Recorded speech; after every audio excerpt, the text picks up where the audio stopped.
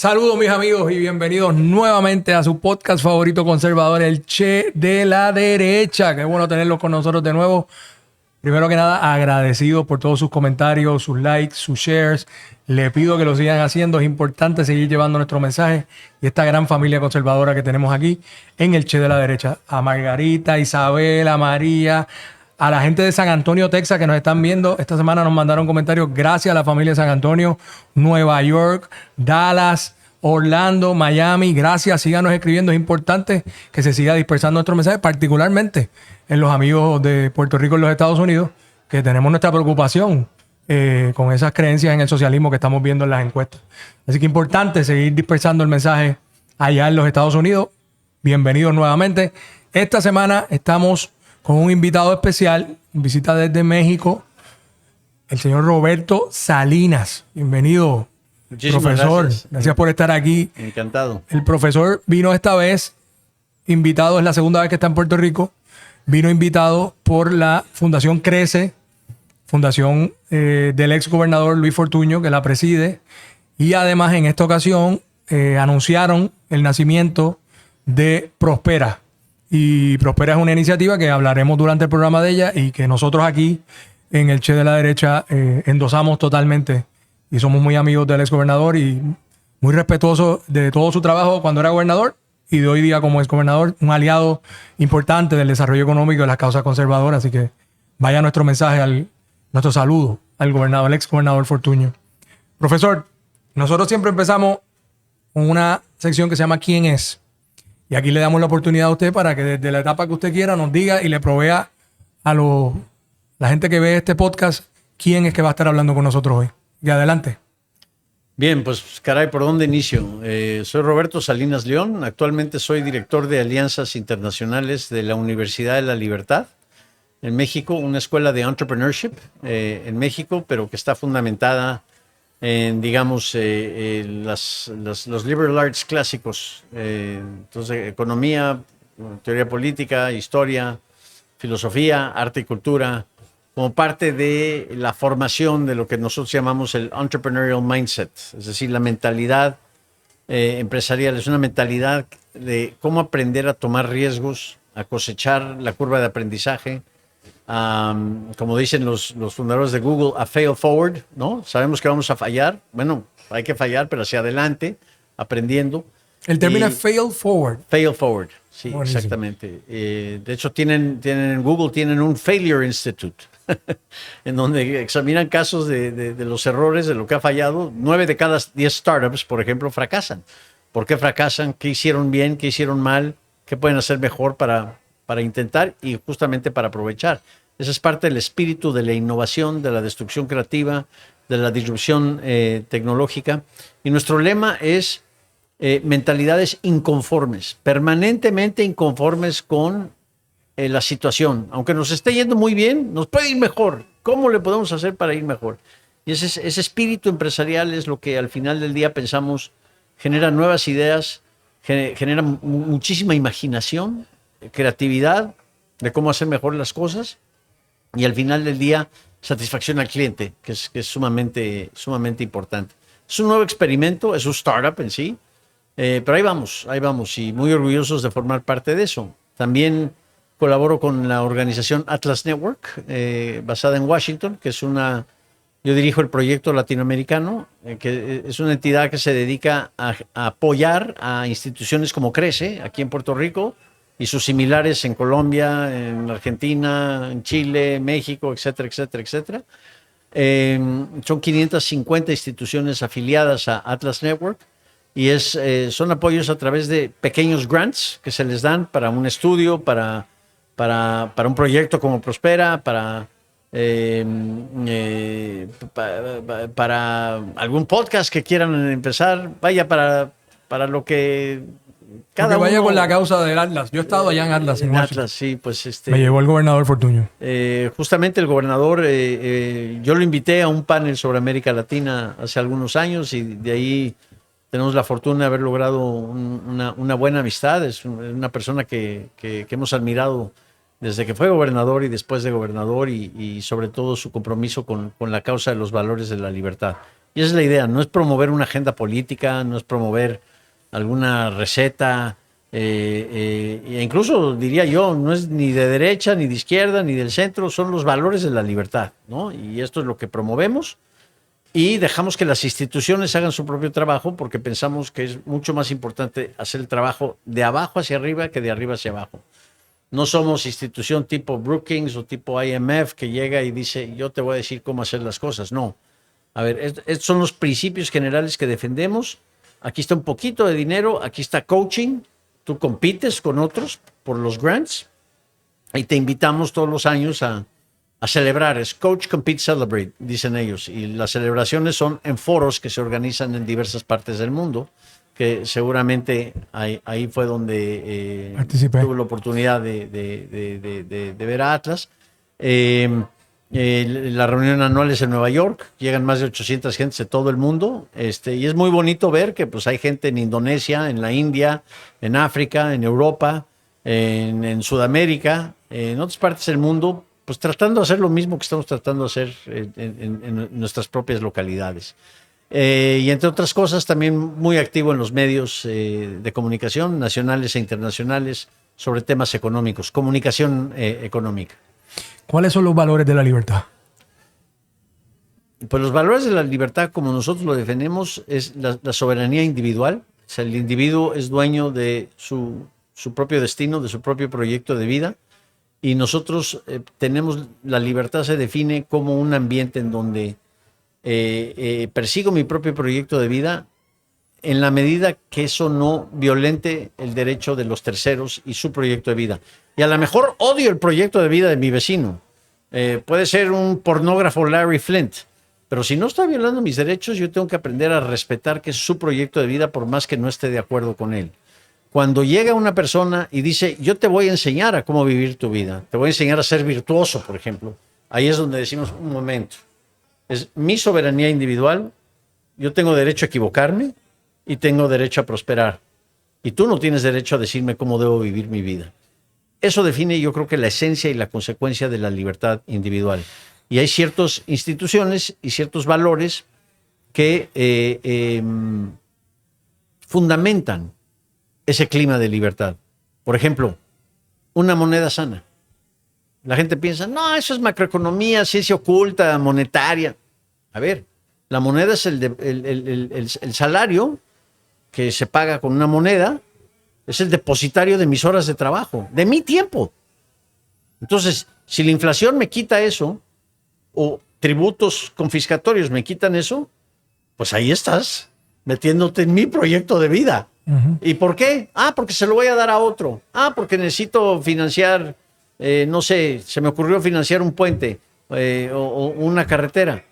A ver, pero primero pídeme permiso o veamos qué es lo que vamos a destinar o cómo vamos a utilizar el recurso. Entonces, una moneda sana, sobre todo el tema de la inflación, ¿no? En países latinoamericanos que han sufrido, México, yo soy parte de la generación devaluada, donde llegamos a tener inflaciones del 180% anual. Yo me acuerdo que pues nadie compraba en pesos y los pesos rápidamente acumularon ceros, ¿no? Entonces, para comprar un chicle, ¿no? Para comprar una Coca-Cola, $1,000,000. Todos éramos millonarios. Entonces, ahí aprendimos, entre otras cosas, que no es necesariamente tener más dinero, sino dinero que pueda comprar más. El poder adquisitivo en la moneda no es meramente un activo económico, de eficiencia económica, sino también un derecho moral. Lo mío, es un derecho de propiedad. Los derechos de propiedad también son muy importantes. Lo mío es mío. Y el derecho a propiedad bien definido es absolutamente esencial para garantizar una sociedad abierta, una sociedad libre. Leyes sencillas para nuestro mundo complicado, también sumamente importante para la libertad. Así que son diversos conceptos, pero repito, un ambiente de libertad es uno donde yo puedo perseguir mi proyecto de vida en una forma civilizada, pacífica, le guste o no le guste a mi vecino, en la medida que no esté violentando el derecho de mi vecino. ¿Violentando qué? Irle a quitar su casa o su automóvil o robarle su dinero o darle a golpes o pegarle un tiro si no estamos de acuerdo. Gracias, profesor. Yo estuve viendo ayer su presentación ante la fundación y también vi varias de sus presentaciones en YouTube. Los invito, amigos, a que las vean. Busquen Roberto Salinas, lo van a encontrar. Yo vi la que hizo ante Costa Rica y vi la del Instituto de Ideas. ¿Cómo se llamaba? Festival de las Ideas. El Festival de las Ideas. Y hubo varias cosas que me interesaron que aplican a Puerto Rico y a cualquier país. Sí. Me interesó mucho cuando usted habló, y es un problema que tenemos en Puerto Rico, para que usted sepa, Puerto Rico es la segunda jurisdicción con más impuestos en el mundo. Según el Instituto de Libertad Económica, que hizo un estudio de todos nuestros impuestos, ayer lo repartieron en la actividad, está online, lo pueden buscar. Solo nos gana un país africano, no estoy seguro si es Sudán, que no es una gran distinción. Sudán, que es casi un país sin gobierno. Pero yo quería que nos dijera cómo eso de ser la segunda jurisdicción con más impuestos y bajo su definición de lo que es un país competitivo, pues debería de aspirar Puerto Rico a estar, según lo que usted valora y estila sobre un país competitivo. Bien, pues gracias. La competitividad, según nuestro criterio, utilizamos una definición de un instituto en México que se llama el Instituto para la Competitividad. La competitividad no se mide, digamos, por medio de la balanza comercial o por medio de otros indicadores. La competitividad de un país es la habilidad de atraer y de retener inversión productiva. Y puede ser inversión de corto plazo. Esa tampoco le vamos a decir que no. Pero naturalmente la que queremos es la de largo plazo, la que le apueste a 10, 20, 30, 40 años al régimen de inversión. Y eso creo que pone en perspectiva los enormes desafíos que encaran los países de construir un régimen de inversión confiable. Porque no es tan solo que llegue la inversión, para retenerla también tengo que generar un ambiente de productividad, de poder hacer más con menos en menor tiempo. Y eso requiere, entre otras cosas, un sistema de impuestos que sea sencillo y donde los impuestos sean bajos, donde pueda haber el incentivo de escalar. Si llego y monto una cadena productiva, digamos en el estado de Aguascalientes de México, que es un régimen de inversión de los más competitivos que tenemos en México, pues ¿qué tal que si también se va al estado de Querétaro o al estado de Sonora o al estado de Coahuila? Coahuila, un gran ejemplo de estado fronterizo en México. Nadie habla de Coahuila, pero están sucediendo cosas increíbles en Coahuila. Pues justamente para eso necesito que existan los incentivos para poder yo escalar, para poder generar esa expansión. Incentivos de productividad, pero incentivos, si todas mis utilidades me las quita el gobierno, pues me voy a ir a otro lugar. Entonces el tema impositivo, no es que tienen que pagar lo que le deben al gobierno. A ver, una reforma fiscal tiene que empezar de cómo gasta el gobierno, no cuánto va a tributar. No, es que en la OCDE tributan, no me importa la OCDE. Me importa Puerto Rico. En Puerto Rico, primero enséñame si estás gastando bien el recurso público, que al gobernante se le olvida muy rápidamente que el recurso público no es del gobernante, es del público. Es de los que están trabajando todos los días. Impuesto sobre la renta, impuesto al consumo, lo que sea. Están a punto de erradicar una reforma tributaria en Puerto Rico, quiero que sepa, así que qué bueno que dice eso. Hay que partir de cuánto estamos gastando. Seguro están pensando en cuánto vamos a tributar. Uh-huh. Y esa mentalidad recaudatoria, pienso yo, es muy venenosa, porque además también ignoran la ley de la oferta y la demanda. En la medida que aumenten los impuestos va a haber un mucho mayor incentivo de ver cómo los evitamos o incluso los evadimos. Y de ahí nace varios de los problemas que tiene las economías latinoamericanas, la economía informal. ¿Por qué? Prefiero hacerlo en la informalidad, aunque nunca pueda escalar, aunque no hay solución de disputas, aunque no hay acceso a mercados de capital. Sí, pero pues aquí lo mío es mío. Aquí sí puedo desarrollar mi proyecto de vida. Y bueno, va a llegar digamos, esto sucede mucho en México, va a llegar el burócrata que dice, oye, tú tienes el permiso aquí para vender tus tacos y las cervezas. No lo tengo, pero pues aquí nos arreglamos. Ese es un impuesto, un tributo extralegal. Pero es más eficiente hacerlo en la extralegalidad. Llega el de electricidad. ¿Necesita una conexión ilegal a la electricidad? Sí, no hay problema, también se la vendo. Y el agua también. Y el policía que llega, oiga, ¿y no necesita protección? Sí, también. Entonces empezamos a tributar extralegalmente. Eso está pasando en Puerto Rico actualmente, profesor. Bueno, pero eso es una... Solo 7,000 personas reportan más de $100,000 en ingresos. Somos 2.8 millones. 100,000 botes hay. Sí, no puede ser. Es una economía informal más grande que la formal, en mi juicio. Eso exhibe la enorme deficiencia del sistema tributario. Y cuando Porque en México, cuando se habla de reforma fiscal, ya sabemos lo que viene. Viene un aumento de impuestos. No va a haber reforma fiscal, pero sí va a haber una miscelánea fiscal. Uy, ya se inventaron un nuevo término para ver cómo nos aumentan los impuestos. Entonces, no es aumentar impuestos, ¿no? El alcalde electo, Mandami, dice, taxation is good, capitalism is bad. No, capitalism is theft, and taxation is good. Va a aprender muy rápidamente que se empieza a grabar a diestra y siniestra y que él es el que va a repartir. Entonces, él se va a colgar la medalla, como López Obrador en México. Es que López Obrador me dio dinero. No, mamacita, no, papacito. El dinero te lo di yo porque son mis impuestos y él se colgó la medalla de que te los está dando. Caray, mejor incentívame para que yo te los dé directamente. Dame una deducción fiscal, por ejemplo, para donaciones que sean directas. Y Mandami, cuando piensa que puede ofrecer free busing y también comida gratis, free groceries y yo digo, ¿y por qué no free tennis rackets? O bolas de béisbol. A mí me gusta el golf, ¿no? ¿Y por qué no free golf balls? O free psychiatric care. O sea, cuando la gente empieza a dar cosas gratis, la gente se va a formar, ¿sí? El político empieza a ofrecer educación gratuita, nunca es gratuita, siempre la acaba pagando alguien. Bueno, se financia con deuda pública, pues eso también lo acaba pagando alguien, lo acaban pagando nuestros tataranietos, que pobrecitos, no han nacido y ya los están grabando. Aquí explotó, la tarjeta la estamos pagando nosotros, aquí estamos en quiebra porque se acabó el financiamiento, nos sacaron, nos declararon chatarra y no podemos ir al mercado. Un régimen de inversión competitivo es uno que tiene grado de inversión, donde ese grado de inversión tenemos que mostrar que tenemos capacidad de fondeo y donde el corazón del cuerpo económico es el mercado de capitales. Es la sangre que tiene que fluir en el cuerpo para que el cuerpo pueda crecer, pueda ser productivo. Pero para eso necesitamos arterias que sean sanas, ¿cierto? Y otros órganos que sean sanos. Y el más importante de todos, el cerebro. El capital humano. La inversión en capital humano es absolutamente fundamental.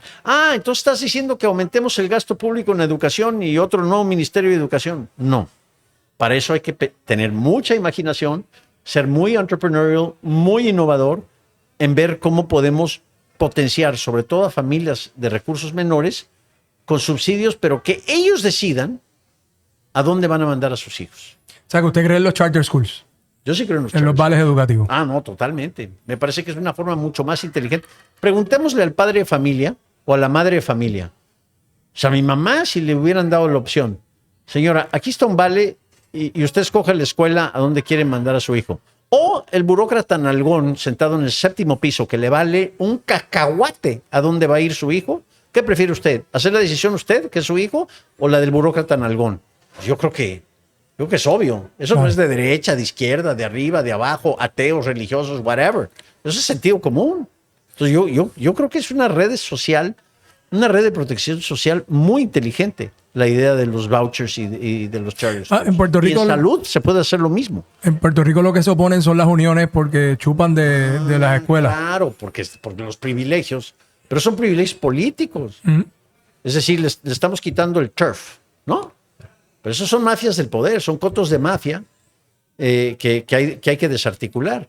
Vamos a preguntarle a la gente, como el estudio que hizo Crece, vamos a preguntarle a la gente qué piensa. Señora, ¿usted quiere tener el poder de decidir dónde mandar a su hijo a tal o cual escuela? ¿O quiere que lo haga la Unión Educativa? En México es espantoso, pero como es un constituency político muy poderoso, entonces el político prefiere no meterse con ello. Y cada que no le gusta algo a la Confederación de Trabajadores de la Educación, paralizan las ciudades con manifestaciones y nadie se mete con ellos. Yo quiero esto, yo quiero... pero cuando necesitamos a la Confederación para bloquear accesos, porque digamos, hay una manifestación de la oposición, ¿no? Lo que en México llamamos la marea rosa el año pasado, por ejemplo. Ahí sí, ahí las utilizamos para bloquear accesos. Entonces, se vuelve lo que Octavio Paz llamó el patrimonialismo, que es un arreglo clientelar entre los políticos y los grupos de interés, que es lo que lamentablemente ha definido la historia de América Latina. Y es algo que Puerto Rico, si quiere ser competitivo, en la definición que dimos, necesita luchar contra esos privilegios. Y fíjense que aquí no hay un problema de fondos en el Departamento de Educación Pública. Somos la segunda jurisdicción de Estados Unidos que más invierte por estudiante, per pupil, porque están los fondos federales. Es un hecho de que no llegan al salón de clase. Son billones anuales que se nos asignan y no llegan al salón de clase, se quedan arriba en la burocracia del Departamento de Educación, que es uno de los más que gastan todos los Estados Unidos. Es porque estamos subsidiando la oferta. Si subsidiamos la demanda, se van a generar oportunidades. Hay un gran libro, perdón la interrupción, ¿no? Pero me parece importante el comentario. Hay un gran libro que se llama A Beautiful Tree. Se me olvida el autor, pero él detalla cómo en países como África o como Brasil, sobre todo en las zonas más rurales de Brasil, en las Amazonas, pasa lo mismo. La burocracia se chupa todo el dinero y les caen unas gotitas a los padres de familia y a los estudiantes a través del ministerio y demás. Entonces se han organizado espontáneamente a crear sus propias escuelas, no reconocidas por el Ministerio de Educación, pero que incluso en las urbanidades empezaron a mandar a sus hijos ahí porque era mucho mayor el nivel. O sea, fue un mercado totalmente espontáneo, totalmente informal, pero de infinitamente mayor calidad. Y sobre todo cuando tenemos hoy en México, por ejemplo, un secretario de Educación que se le ocurrió crear la nueva escuela mexicana, totalmente ideológico, totalmente woke, donde las matemáticas no importan, porque al final del día algunas matemáticas son ciencia neoliberal, y donde los niños tienen capacidad de decidir si son hombres o si son mujeres, como si un niño de 6 años pudiera decidir qué es lo que va a hacer. Pero por Dios, eso está destinando a esos niños a la eterna desigualdad. Ahí está la fuente de la desigualdad de ingreso, porque no estamos potenciando al cerebro con las oportunidades de prosperidad que necesita en un futuro. Ya hay sobre el gobernador Rosselló legalizó las escuelas charter, se las retaron en corte, el Tribunal Supremo de Puerto Rico las validó, ya hay sobre 20 y todas tienen fila de esperar. Una falló porque en todo hay fallo, pues lo estaban usando los dineros para lo que no eran, pero las otras tienen lista de espera para entrar y cada vez el Departamento de Educación Pública tiene menos estudiantes, teniendo más dinero. Qué grande. Las propias escuelas públicas pueden ser maravillosas, pero una vez que entran en un sistema de competencia, ¿sí?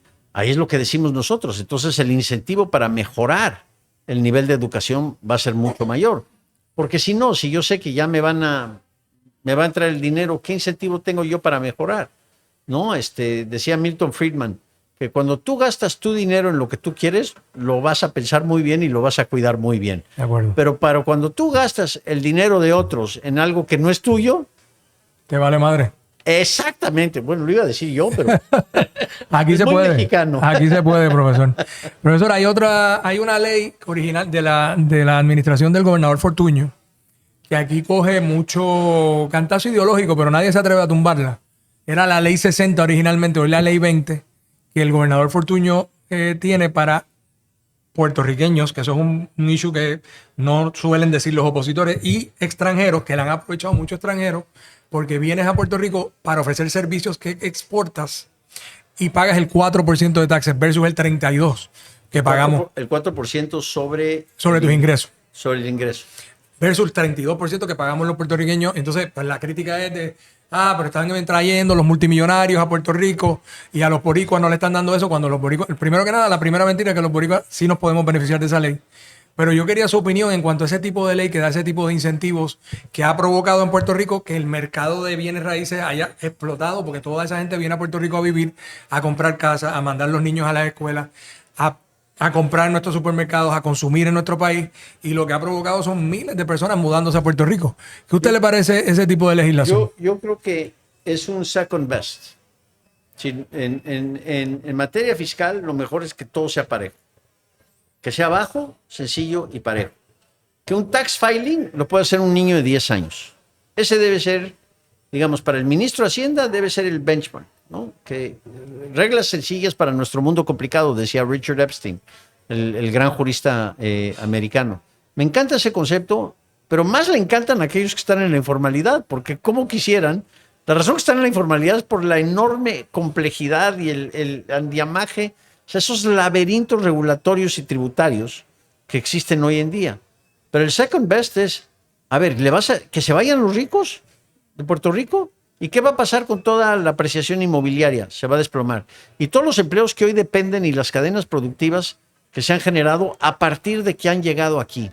¿Sí? No es digamos, del 1 al 10 yo le doy un 8, ¿no? Pero hay que aspirar al 10 y que sea 4%, pero para todos. Ahora, repito, para la reforma fiscal, empecemos en cómo estás gastando y en qué estás gastando y sobre todo, para qué estás gastando el dinero. En México nosotros hicimos un estudio del costo-eficiencia del gasto público y un querido amigo mío, Ricardo Medina, que en paz descanse, probablemente el mejor periodista financiero que he conocido en mi vida, tiene una capacidad impresionante de comunicar. Y decía, pues, ¿qué le encontró estudiando todas las normas y reglamentos de operación de todas las entidades mexicanas? Que el gobierno mexicano hacía 147 cosas. Y las listó en un articulito. El gobierno mexicano administra, ocupa, coordina, planea, determina, subvenciona. Y así encontró 147 verbos. Y al final dice, pero aquí no encontré en ninguno de los manuales, garantiza los derechos de propiedad y hacer valer los contratos. ¡Wow!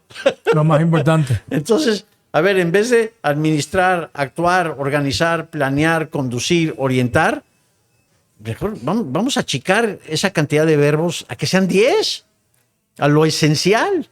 Y a partir de lo esencial vamos a discutir cómo mejor construir esas redes sociales de apoyo. Que incluso Adam Smith hablaba de que hay esa necesidad. Ese es un buen uso del recurso público.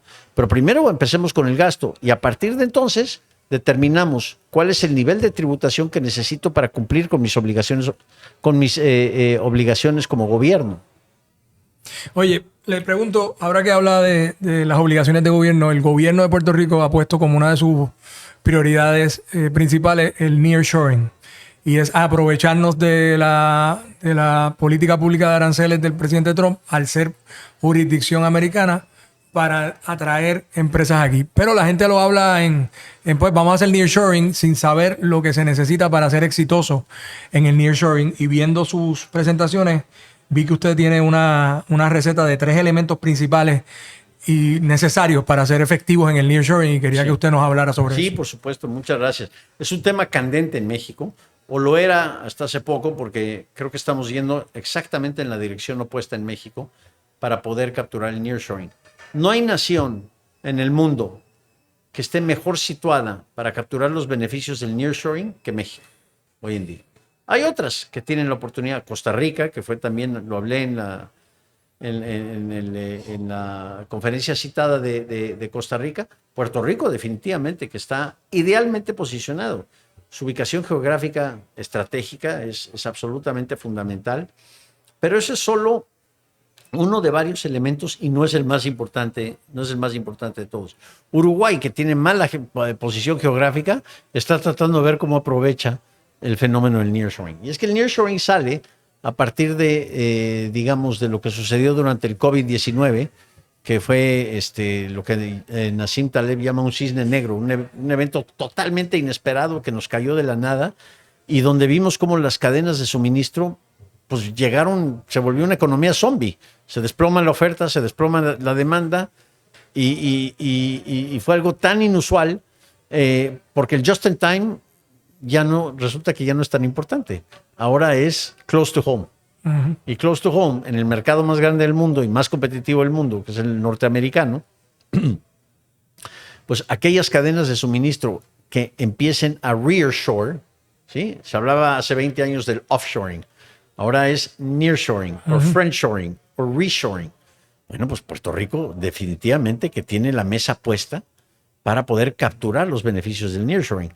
Pero como el capital va a regímenes, a climas de inversión que sean confiables y competitivos, de acuerdo a la definición que dimos, quiere decir que necesitamos hacer la tarea para crear las condiciones de innovación, para, entre otras cosas, que no tengan una carga tributaria tan alta, pero tampoco que estemos diferenciando.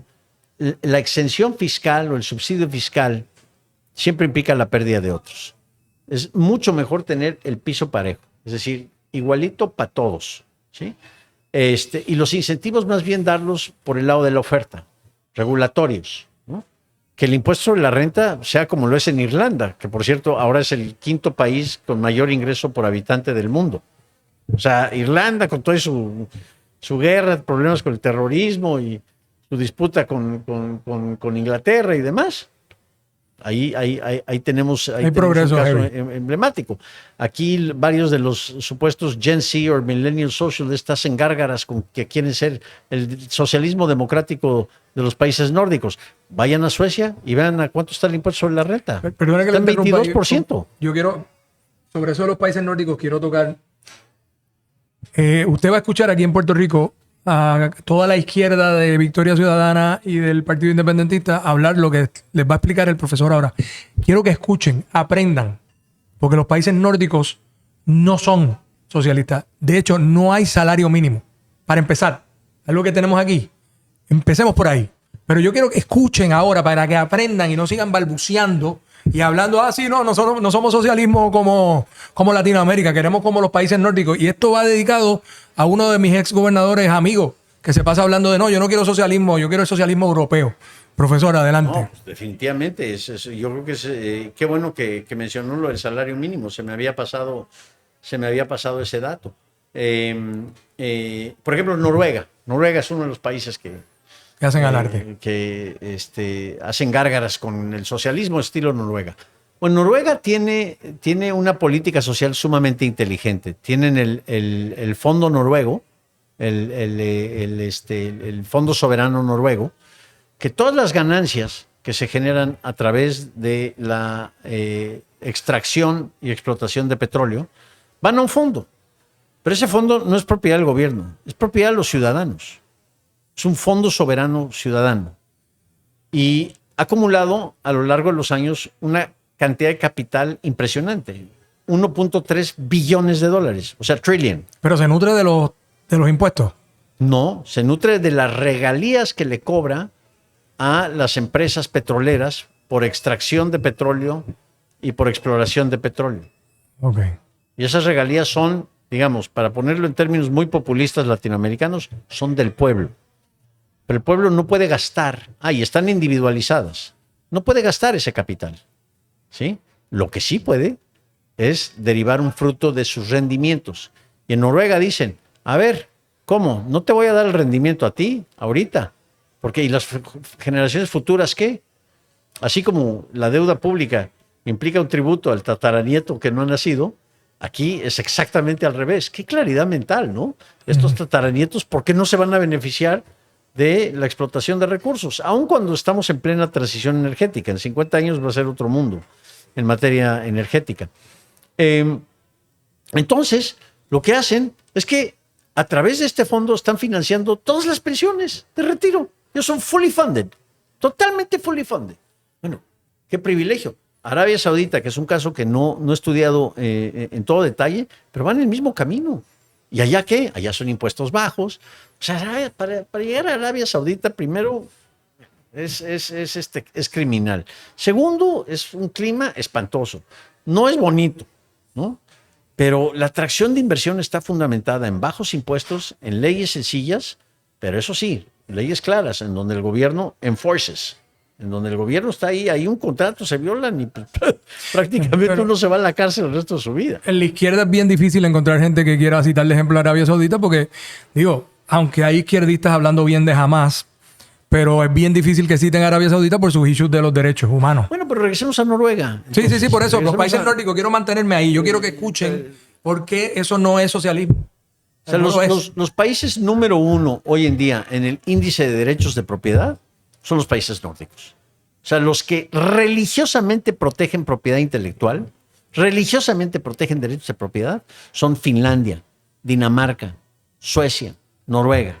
Y eso ha sido la base de la enorme prosperidad. Resulta que tienen políticas de estado de bienestar que son muy amplias. Es decir, sí se pagan varios impuestos, se cobran, la gente lo paga y recibe servicios de calidad, no administrados por el gobierno. Si quieres ir a un hospital, digamos en Dinamarca, el Estado subsidia, o sea, le da al hospital, pero el hospital lo subcontrata de proveedores privados que sí saben cómo manejar el asunto. Entonces son muy inteligentes las políticas. Seguros de desempleo. Si tú pierdes tu empleo por una nueva tecnología o porque ya no hay call centers, ¿no? Porque con inteligencia artificial podemos reemplazar call centers. Pues ni hablar, ¿no? O en 10 años ya no va a haber Uber drivers. Ya los carros van a ser totalmente automatizados. ¿Qué vamos a hacer con esa gente? Entonces, la sensibilidad social allá es, bueno, esto es un problema social muy importante y hay que apoyarlos. ¿Cómo los apoyan? Junto con el sector privado, lo que utilizan es, primero activan un seguro de desempleo automático, 18 meses, por decir. Pero en esos 18 meses te me capacitas en otra cosa y yo te voy a ayudar a capacitarte. Prompt engineering, por ejemplo. Y el sector privado también te va a ayudar a capacitarte para ver dónde te podemos reubicar dentro del mercado laboral. Si te vas a tu casa a rascarte la panza y a ver partidos de fútbol, forget it. Vas a perder el seguro de desempleo. Your call. O sea, yo invierto en ti, pero tú inviertes en mí también. A ver, de eso llamamos socialismo democrático. Ahí estamos hablando de etiquetas. Esto es una política social inteligente, que tendrá sus fallas definitivamente. Vamos a tratar de mejorarla. Pero no podemos hacer gárgaras con que ahora todos somos socialistas y vamos a repartir. Es muy fácil para Mandami, para varios de estos jóvenes, decir, vamos a repartir el ingreso equitativamente. John Ackerman en México, que se jacta de ser un gran académico. Vamos a dividir el PIB entre 130 millones de habitantes y yo voy a encabezar un comité para repartirlo equitativamente. Y mi rey, ¿cómo vas a crear la riqueza? ¿Ah? Porque eso es, ahí está. Esa es pérdida de libertad. Ahí estás metiéndote en mi proyecto de vida porque tú sabes más que yo. Porque tú presumes saber más que yo y me vas a decir cómo vivir mi vida. Y muy rápidamente Mandami va a aprender que todos esos ricos que he wants to tax se van a ir. Se van a ir a otro régimen de inversión donde quieren atraer la inversión y además retenerla. Lo que es una tristeza, siendo que Nueva York es la capital financiera del mundo. ¿Le parece esta victoria de Mandami en el contexto norteamericano y del Partido Demócrata? ¿Le parece que el Partido Demócrata está dirigiéndose hacia esa política a nivel nacional? ¿Ese es el futuro del Partido Demócrata? Muy buena pregunta. Podría ser porque en estos momentos y con los ambientes de polarización hay una tendencia hacia los extremos. No tan solo en Estados Unidos, lo vemos en Europa, donde puede haber un Pedro Sánchez, por ejemplo, me parece un personaje impresentable, sí. Pero la contraparte es el partido Vox, que es aislacionista, nativista, España solo para los españoles. Marine Le Pen en Francia, Víctor Orbán, que tiene, o sea, ahí o lo amas o lo odias. No hay nada in between, ¿no? Y esta es una tendencia que se está dando y yo creo que es quizá la respuesta natural reflexiva. Pero creo que el futuro del Partido Demócrata tendría que descansar en alguien como Bill Clinton. Alguien que realmente las diferencias entre él y Ronald Reagan, distinctions without a difference. Sí, aumentó impuestos y demás, pero creían en un core de principios, en un set de principios fundamentales para lograr mayor innovación y prosperidad. Y creo que en el Partido Republicano, pues también hay varios de los Reaganites que hoy en día pues han tenido que comprar todo el andamiaje intelectual que presenta Donald Trump. Y hay unas cosas, yo como mexicano, pues no soy particularmente simpatizante de Donald Trump, ha hablado muy mal de nosotros, en algunos casos con justa razón. Yo creo que hay gente muy buena en su equipo, Kevin Hassett, Casey Mulligan, entienden muy bien el tema de Drain the Swamp. Drain the Swamp quiere decir, quítame toda la regulación que es totalmente innecesaria y bájame los impuestos. ¿Para qué? Para atraer y retener inversión. Donde no estoy de acuerdo es en la política comercial, pero esa ya es otra historia. Y definitivamente no de acuerdo en la forma que ha utilizado a México como piñata política. Pero caray, hablando se entiende la gente. Y no es Si cuando vamos a conversar de estos temas, la verdad se determina por si heriste mis sentimientos, pues ya estamos perdidos. Caemos en insulto y caemos en desprecio y se desaparece la oportunidad de un diálogo. Ahora que llegamos a este tema y usted Hablamos de los aranceles y desde el punto de vista de una persona que cree en la libertad y en la libertad económica. Y hablábamos fuera del aire sobre esto. Yo, en pura teoría, tampoco pienso que los aranceles deberían de ser como se lleva a cabo una política monetaria. Pero yo le decía a usted, y se lo he dicho a nuestros amigos de este podcast antes, que yo veo los aranceles desde una justificación porque es free and fair trade. Y todas las naciones le imponen aranceles a Estados Unidos, bárbaros, súper altos. Y además de eso, ejemplos en Brasil, Argentina, el propio México, India, los mercados grandes le ponen aranceles a Estados Unidos. Y además de eso, ninguno de ellos tiene el Departamento de Recursos Naturales que tiene Estados Unidos, las protecciones ambientales como la EPA, ni tienen los labor standards que tiene Estados Unidos. Entonces tú estás tratando de competir con un mundo que no sigue las reglas. Y entonces yo veo los aranceles justificados por ahí.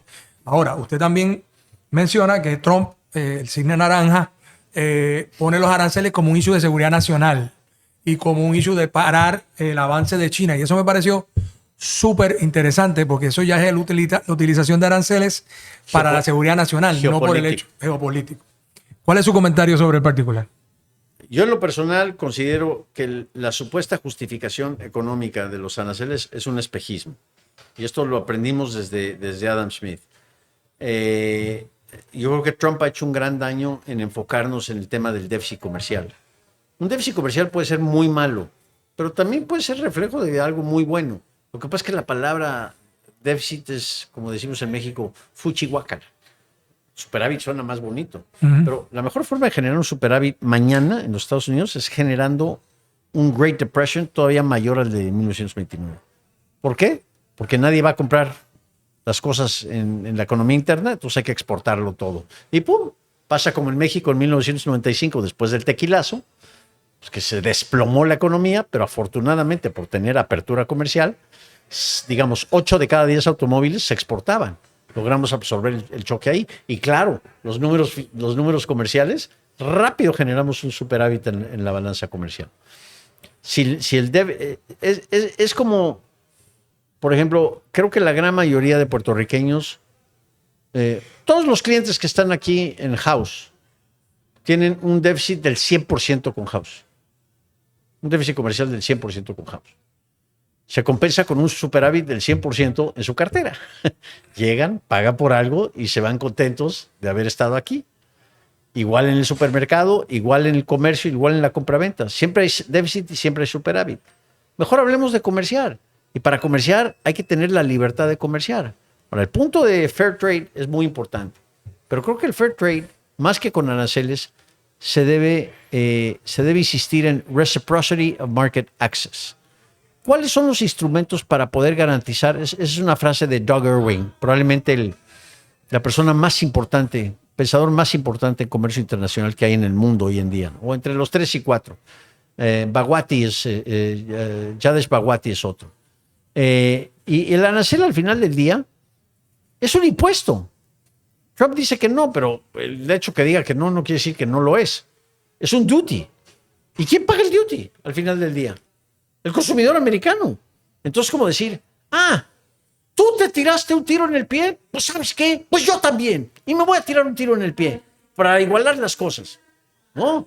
A ver, en China, lo que es child labor, lo que es las formas tan crueles y tan injustas en que tienen sus condiciones laborales, y le ponemos un arancel, pues igual hasta puede ser un incentivo para empeorar esas condiciones laborales para mantenerse competitivos.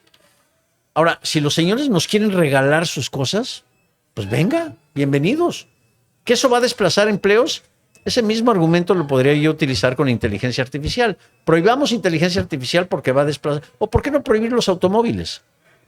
Porque van a desplazar pues, a todos aquellos que cuidaban los caballos anteriormente. O llevamos al extremo. Vamos a ponerle un gigantesco arancel al sol. Porque pobrecitos aquellos que fabrican todas las velas. Les está yendo re mal porque pues, hay luz durante el día. Sí, creo que en materia económica, yo estoy hablando en materia económica, aranceles como un instrumento de negociación geopolítica es otro tema y no me meto en eso.